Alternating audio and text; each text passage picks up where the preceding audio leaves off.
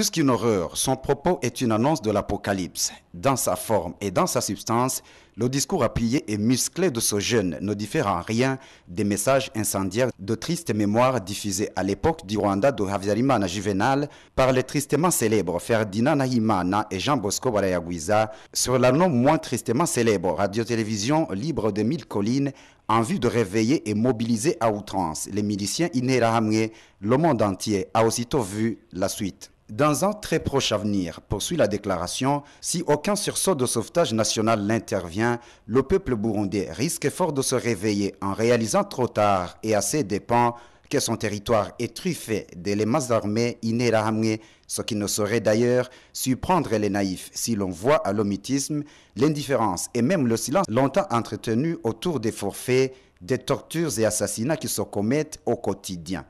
Un tel mutisme, poursuit la déclaration, face à un pays livré au désordre, au chaos, au génocide rampant, aux crimes généralisés contre l'humanité, selon les termes utilisés, cela a pour nom la haute trahison pour les plus hauts responsables politiques et cela s'appelle non-assistance à peuple en danger pour les forces de défense, car, dit un adage célèbre tel que cité par la déclaration, qui peut et n'empêche, pêche. La force des Imbonerakure n'est pas encore supérieure à celle des forces armées du Burundi, estiment les avocats. Pourquoi celle-ci reste-t-elle muette face à une organisation illégalement armée qui se comporte comme un territoire conquis, comme un fauve furieux dans une bergerie, se demandent les avocats. S'ils sont incapables d'agir d'initiative, qu'est-ce qui les empêche de demander l'autorisation au commandant suprême, se demandent toujours les avocats. La théorie des baïonnettes intelligentes ne permet pas que des officiers militaires assistent impuissants et en silence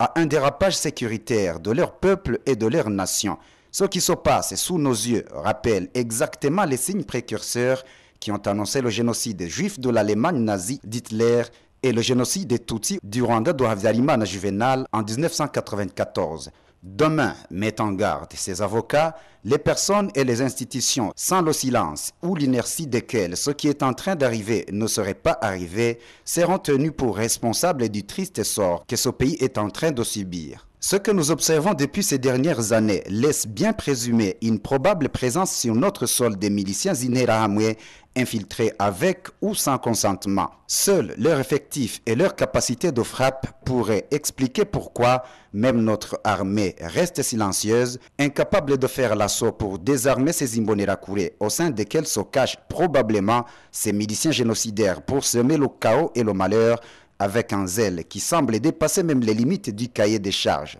La déclaration du barreau burundais poursuit en ces termes. Il est visible que même ceux qui auraient voulu bénéficier de leur expertise sont devenus impuissants à les dompter, exactement à l'instar de ce devin qui devient incapable de maîtriser la fureur des dieux qu'il a lui-même invoqués. Le phénomène jeunesse Imbonerakure, selon les termes utilisés par les membres du barreau burundais, ne peut être dissocié du phénomène parti CNDD-FDD, parti unique de fait, ni dans sa philosophie, ni dans ses façons, ni dans ses objectifs, car celle-là est l'émanation et la propriété assumée de celui-ci. Sinon, se pose la question des avocats. Qu'est-ce qui empêcherait le CNDD-FDD de mettre fin au comportement extravagant et criminel de certains éléments de cette jeunesse, voire même de la dissoudre puisque la loi interdit à tout parti politique d'entretenir une milice? Le qualificatif de jeune que l'on s'emploie à coller à l'organisation des Imbonerakure ne devrait distraire personne au regard de la gravité des actes criminels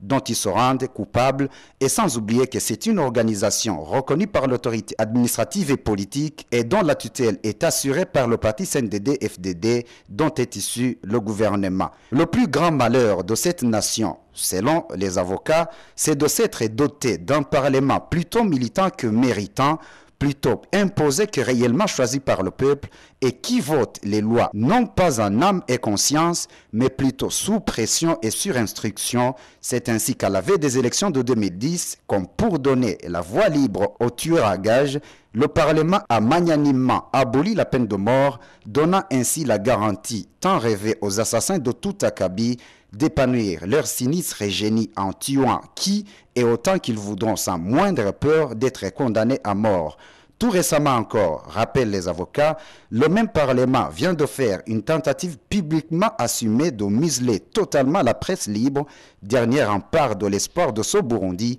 en adoptant une loi médiaticide, ceci dans l'objectif de laisser les hordes d'assassins tuer en silence. Et en conclusion, les avocats demandent au peuple burundais de réaliser que son destin est sérieusement en danger et de quitter la peur et l'attentisme pour se mobiliser, s'organiser jour et nuit en vue d'assurer lui-même sa propre sécurité. À la communauté internationale, les avocats demandent d'appuyer énergiquement le peuple burundais dans sa lutte pour la mise en place d'un système judiciaire réellement indépendant du pouvoir